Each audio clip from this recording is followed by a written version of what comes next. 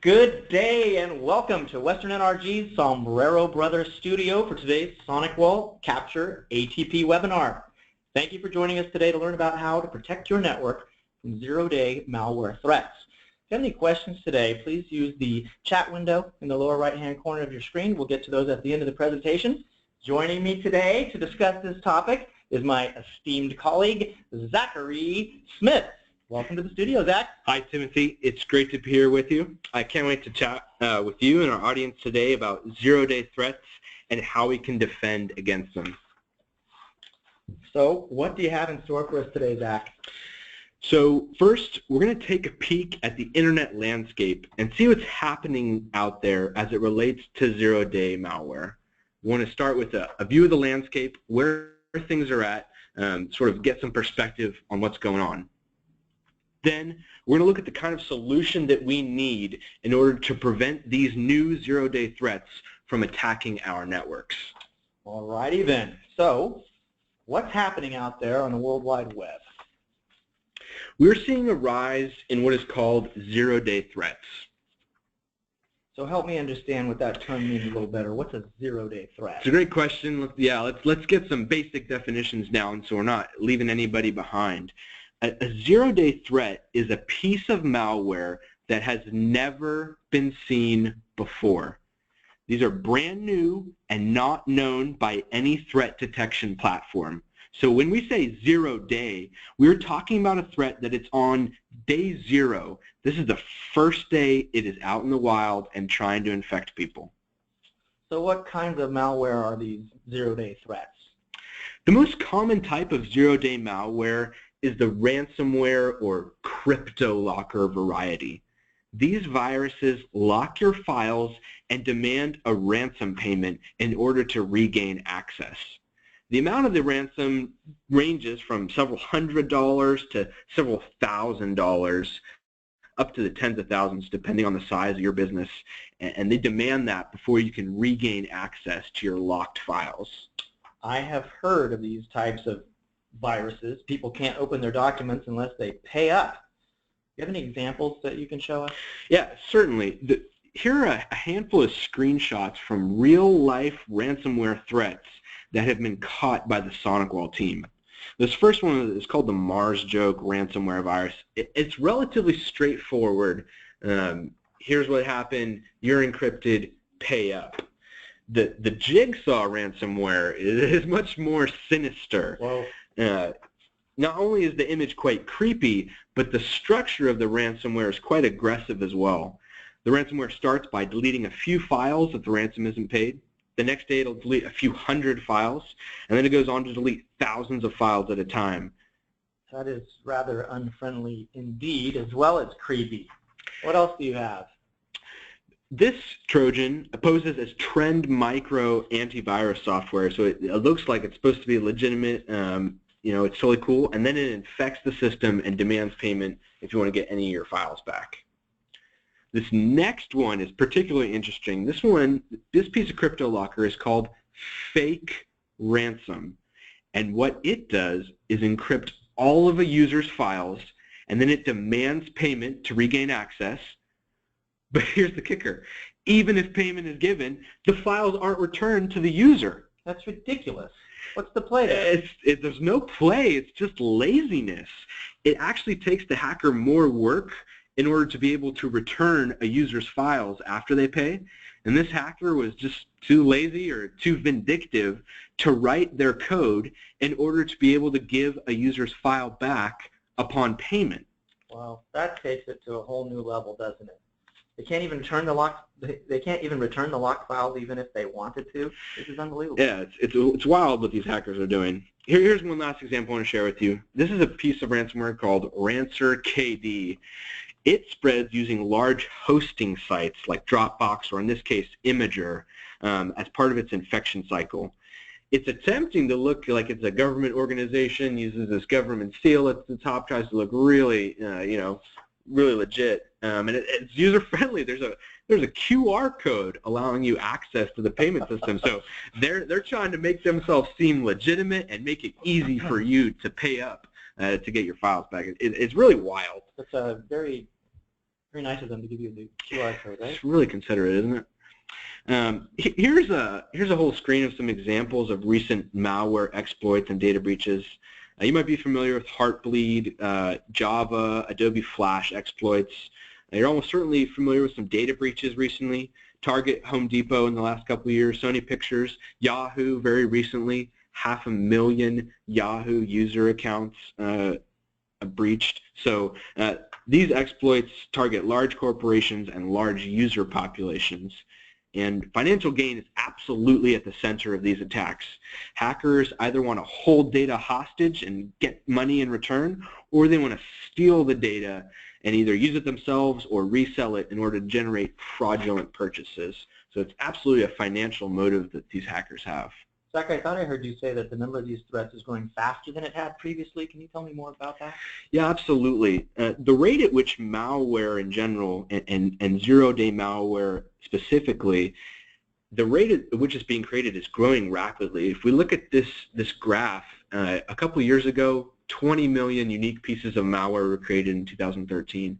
It almost doubled the next year, and last year was almost 64 million unique pieces of malware. The rate at which these are being created every year it's growing rapidly. That's crazy, 64 million. What's driving the increased production? The underlying motive is financial gain, as we talked about. And hackers are either making the money right off you or by the information that they're reselling. Let's talk about the methods they're using. The evolving methods are really interesting. Hackers are now creating variants of existing viruses. These aren't just the same virus, they're just slightly different flavors. So what that means is that a hacker has gone to a lot of work to create a really good virus, and now they're creating 31 different flavors of it in order to bypass threat prevention systems in different ways. Because the new flavor that they're putting out there isn't identifiable as the old flavor, this new flavor can skate right on through.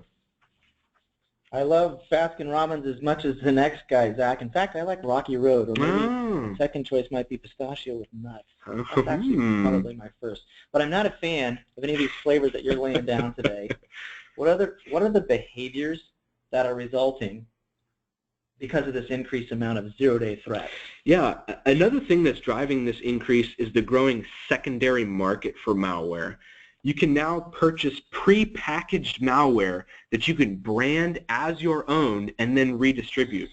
For example, the Jigsaw ransomware that we looked at earlier, this was the product of a coder who developed the ransomware and then sold it to other hackers for their own use to be able to distribute and hack into people. So they might change some of the wording, the graphics, and certainly the payment destination. But what all that means is there's a secondary market for creating these viruses, and people are creating more and more because there's more ways to make money off of them. So time out. So you're telling me I don't even have to be a sophisticated hacker who knows how to code this type of thing. I can buy it prepackaged in a box, so to speak, put my own scary face on it, and now all of a sudden I'm a ransomware guy too? That's exactly what's happening. It's wild, the black market business model that's developed in that way. That is so gnarly. Anyone can be doing this then. Timothy, did you say gnarly? I said gnarly. I was going to say gnarly, but then I changed it. Yeah. It's horrific. It's pretty wild. Is there any good news here? Yeah.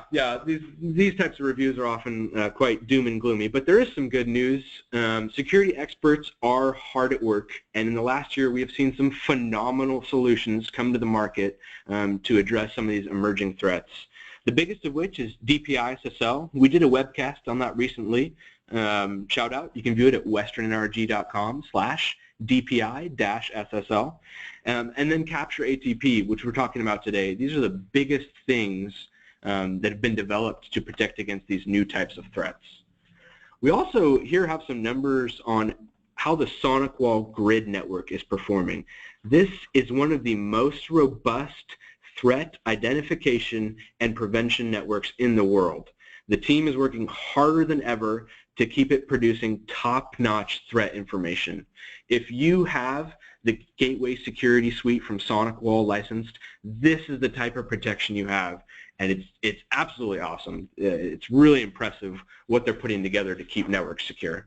Okay, Zach, so now you've given me the background. You got me shaking in my boots, or shall I say, shaking in my sombrero. Tell us more about Capture ATP and how is this going to help provide a solution?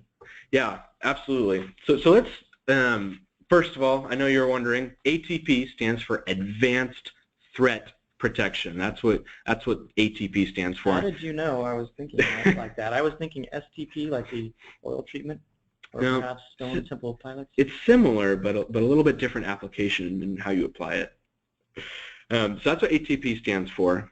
Reviewing what we went over already, a zero-day threat is a piece of malware that's never been seen before. It's totally brand new. How today's antivirus works is important to understand. Today's systems are signature-based. The SonicWall and all firewalls of that type prevent malicious traffic from entering the network by comparing incoming data to a database of threat signatures to see if there's any matches. If there's a match, ooh, that means I've seen this bad guy before and I'm not letting him in. This type of inspection is very effective at blocking known viruses. It works phenomenally. But it means that somebody has to get infected for a signature to be created. That doesn't help me when I'm trying to detect a threat that's never been seen before, a zero-day threat.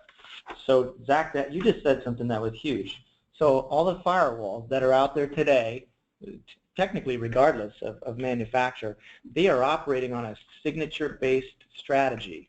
So in other words, somebody has to get sick, someone gets infected in order for our teams to understand, hey, this has happened, a violation, alert, create a signature, tell your friends about it. And this is a whole different story. It's the next level.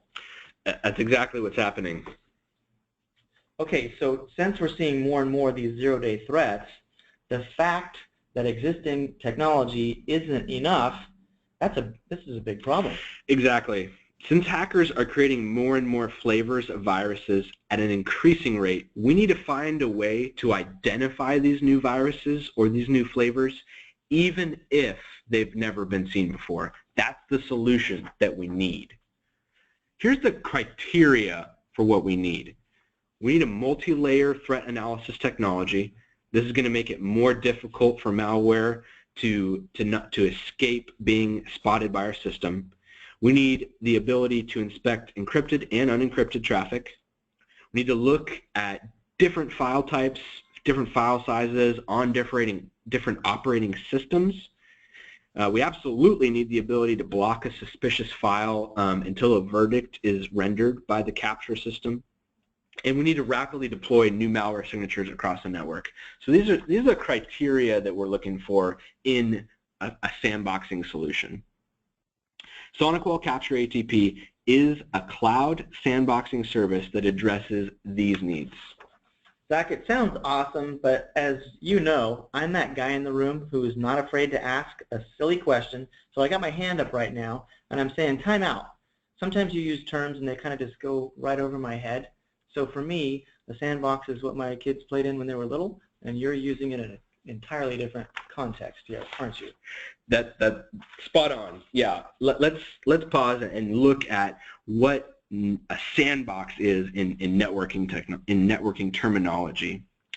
In the network security dictionary, a sandbox is defined as a separate environment where code can be run and tested without affecting the production environment.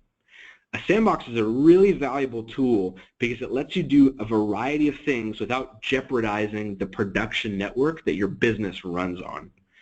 A sandbox can be used for a variety of purposes, but here we're using it to test unknown code to see if it's going to harm our network or not.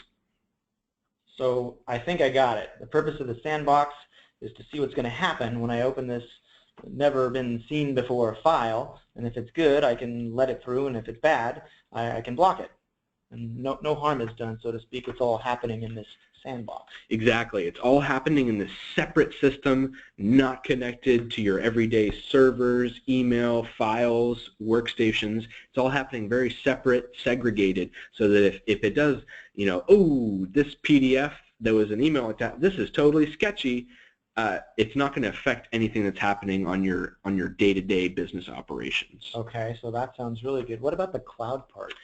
Yeah, great question. The cloud part just means that the sandbox is located in the cloud or on SonicWall servers rather than at your own building. This is great because it lets you use SonicWall Sandbox instead of spending tens or hundreds of thousands of dollars to build and maintain your own. SonicWall has done all the work for you. They've built this very robust system, and you can just take advantage by using it, by uploading your things there from your SonicWall. Great cost efficiency there. That sounds like a huge cost efficiency. I love it.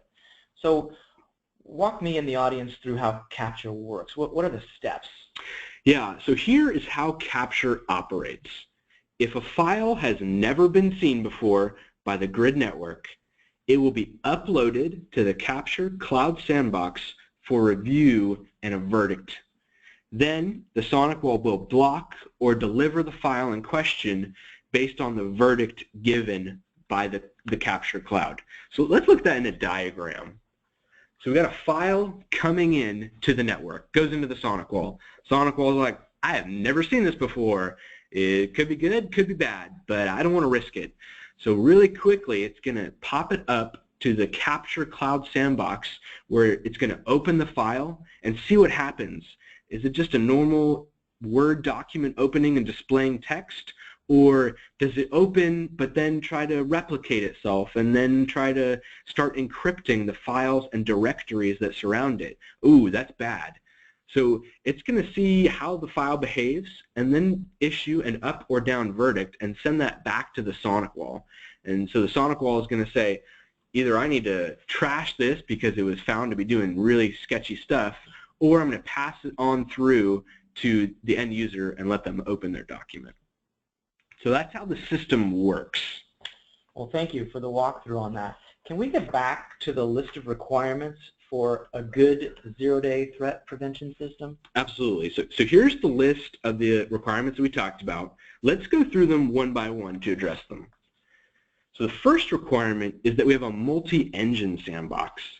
This allows us to look at potential threats in a variety of ways just to see what's inside.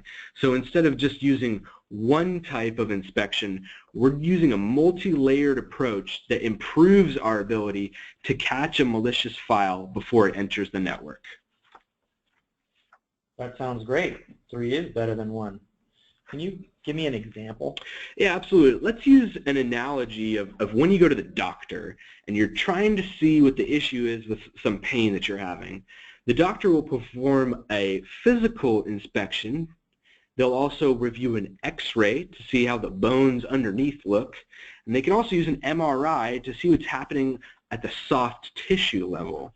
Using 3 techniques, is going to yield a lot more information in order to make a determination on what's going on than if you just use one of those techniques all by itself. So the Capture Cloud system is using multiple techniques to look at files to see if they're good or bad. Thank you for the illustration. It's super cool that 3 different inspection engines can be harnessed to review unknown items. What else can Capture do? Capture also has the ability to inspect a broad range of file types and operating system environments. It supports the analysis of files including executable programs, PDFs, Microsoft Office documents, archive files, JAR, APK. It's pretty extensive in what it can look at. And that covers really all the files that you're coming across your desk in a day. It also has analysis of multiple operating system environments, including Windows, Android, the Macintosh operating system. So that enables you to see what's happening across a broad range of files and systems, so you're not just pigeonholed into, okay, how does this function on Windows 7, Windows 8? It does it across a broad variety so that nothing is getting past the system. Zach, a couple minutes ago you were showing me a diagram of how that packet flows through, and you kept saying it can block until verdict. What does that mean?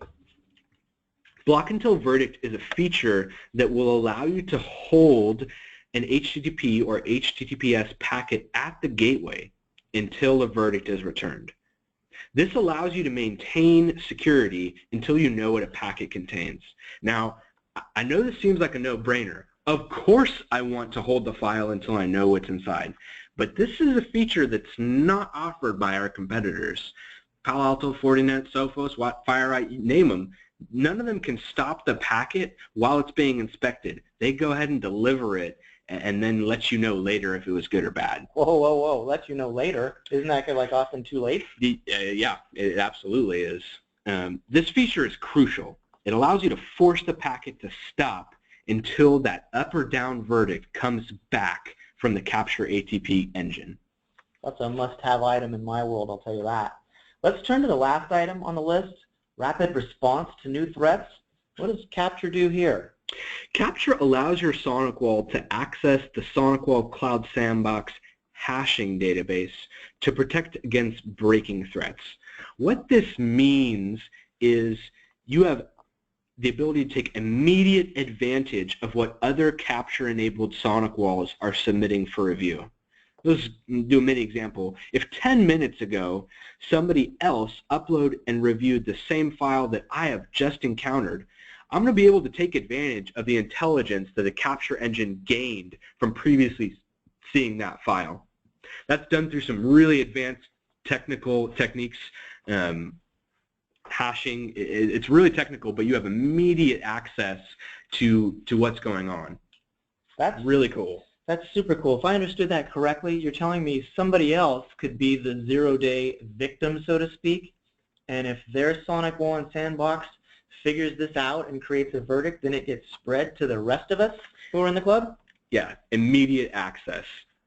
That's awesome. That's so powerful. And let me just understand, this whole story you're talking about, Capture ATP, that can get integrated into a SonicWall I may already own and have in production? Absolutely. There's no additional hardware required. You don't have to, spin up a whole new system. It's integrated right into the SonicWall. It works seamlessly with the policies that you already have set up. It's really a seamless transition to get this feature added. Really cool. So how do I get started with that? So the first step is get with one of our customer advocates to review. They're going to assist you with reviewing your appliance readiness, make sure you have a SonicWall that can support this feature as it is a brand new feature. They're going to take a look at your licensing and make sure your licensing is all good. And then they're going to talk about configuration and deployment. It's a relatively simple process, but we absolutely want to make sure that you're prepared. If you're a Western NRG urgent care customer, you're totally covered. We'll totally help you out. And if you're not, we'd love to welcome you to the program or find something that's going to fit for how you can configure and deploy Capture. I also want to take this opportunity to say a word about DPI-SSL. We went over DPI-SSL in our last webinar, and this feature is absolutely needed to inspect a large portion of internet traffic.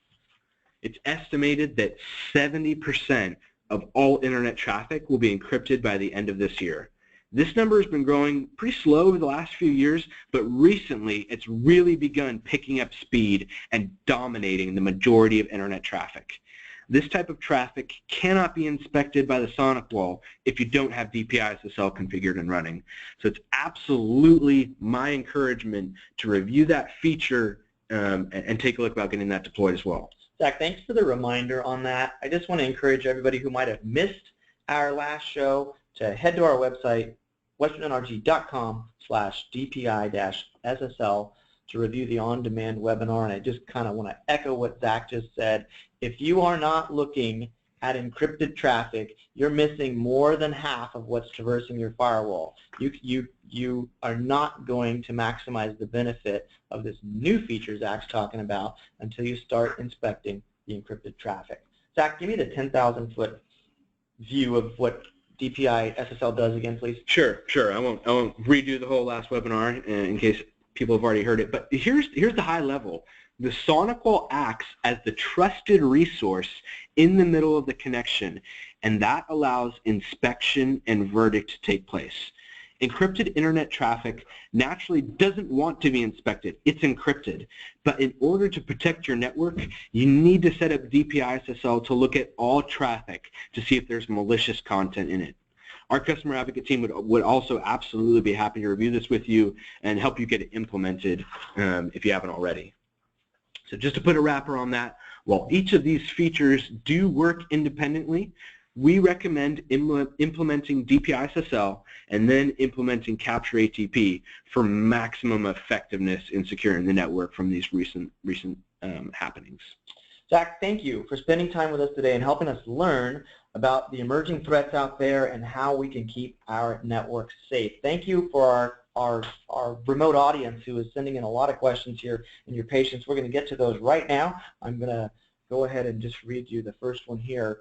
What is the user experience while waiting for a verdict? That's an excellent question. Yeah, great question. So there's two ways that could go. If you're requesting a web page, that's an HTTP or HTTPS web page in your browser, and that's being reviewed by Capture, it's going to pop up a little window in that page. So instead of giving you, unknown.com, it's going to throw up a little window that says, unknown.com is being reviewed currently by SonicWall Capture. Please wait. And then you give it 5 or 10 seconds, refresh it, and it's going to either show you the web page because it's been reviewed and found to be positive. Okay, you're totally clear.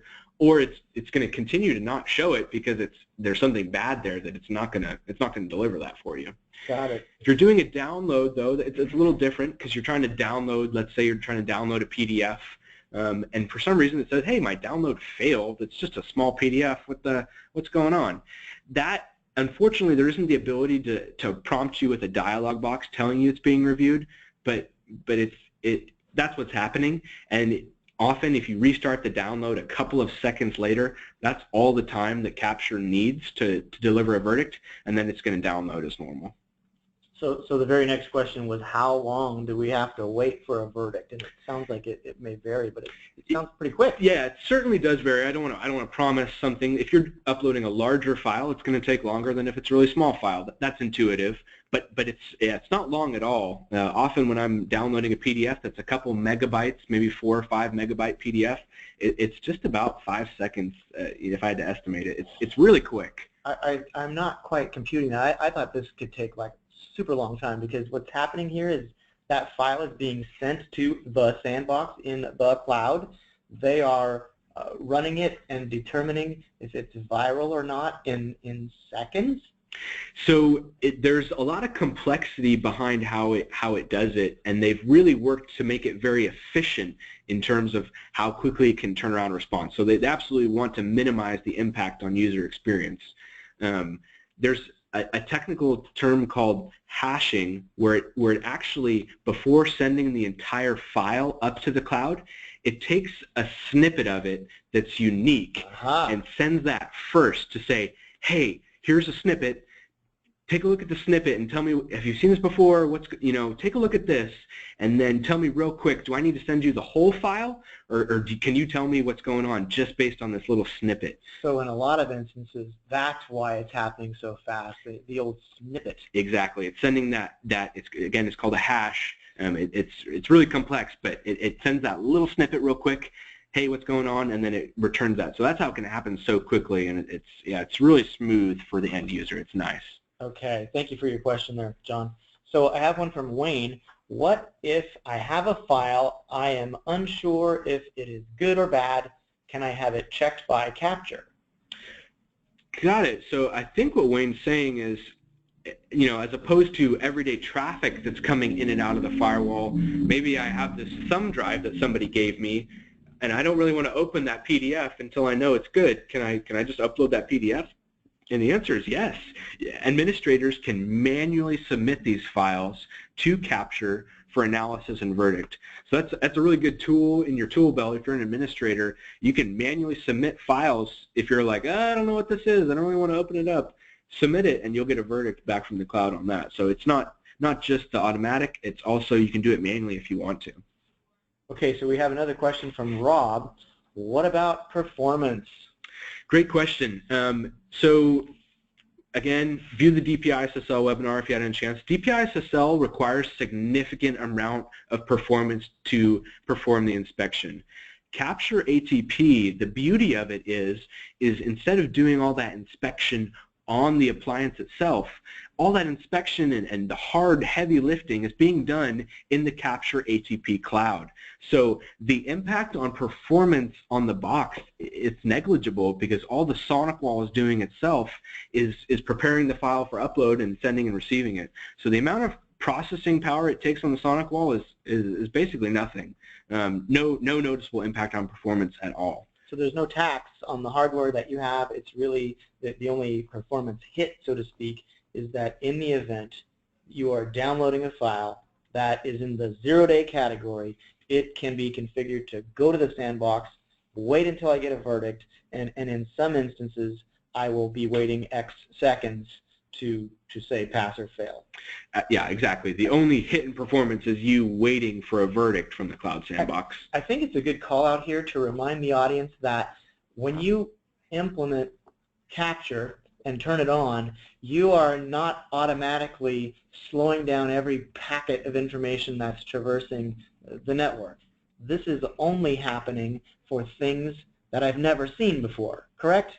Yeah, exactly. It's not every single packet. It's just the stuff that's never been seen before. So it's not. Yeah, you're definitely limiting the scope of what's being reviewed. It's not everything. Okay, we have time for one more, and this is from, I believe, John again. So he's asking about a minimum requirement file size on a data transfer speed for ATP to work effectively. So there's no minimum file size, so no issue there. What he maybe I'm reading it wrong, or what he could be talking about is what sort of internet connection do I need in order to move these files back and forth. Got it. There's no minimum required, John, but you certainly, if you have, I mean, it's the slower it is, the longer you're going to wait. So if you're uploading a 10 megabyte PDF, and you have a really slow internet connection because of geography or whatever the reason is, it's just going to take a little bit longer to send and receive that file. But there isn't a minimum required, and we've tested it in a variety of environments, and it's worked well. But certainly, a robust internet connection is always preferred. Okay, thank you, Zach. I'm going to give you one more, and then we're going to go ahead and close her down. Okay. This is from Sarah. I want to implement DPI-SSL and Capture for my TZ400. What costs are associated with that? Right on, Sarah. So yeah, both of those totally awesome for security. So for DPI-SSL, the licensing is now included. This used to be an expense, typically several $100s for that licensing, but SonicWall has since included that with the bundle, so that's really good. The amount of time required to configure and implement DPI-SSL is, in our experience, about 5 to 7 hours. So Western NRG offers a flat rate configuration service for this, $495, and no matter how long it takes, you're going to have an engineer working with you to implement it start to finish. So that's our recommendation for getting DPI-SSL implemented. For Capture, the annual license for Capture ATP is $249 for a TZ500. This is an incredible deal. You're getting access to a world-class multi-engine sandboxing system that's integrating seamlessly with your existing security solution. The value there is immense. In terms of getting that processing power yourself, it'd be impossible to get that kind of thing yourself. So $249 for an annual license it's a phenomenal deal. That is phenomenal. You know, before SonicWall put this into play, my only exposure to a capture system had to be with FireEye, literally a gigantic piece of iron that sat on site for upwards of 100K because of the whole sandboxing technology. Everything is on-prem. Nobody in my market has got that kind of capital to pay for security. So now you're saying for the small and mid-sized market, SonicWall has borne the burden of that sandbox in the cloud, and now it's available to everybody and their brother for $250 bucks?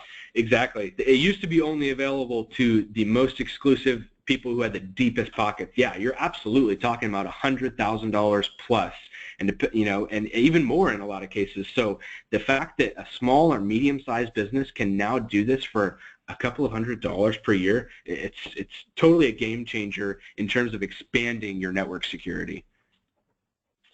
Zach, we're at the top of the half hour. Thank you, everybody, for taking your time out today. Zach, thank you for joining us in the studio audience. Always great to see you. Love the sombrero. Like to hear it too. Thanks, Timothy. And yeah, absolutely. Thank you, everyone, for joining us today. Have a great afternoon.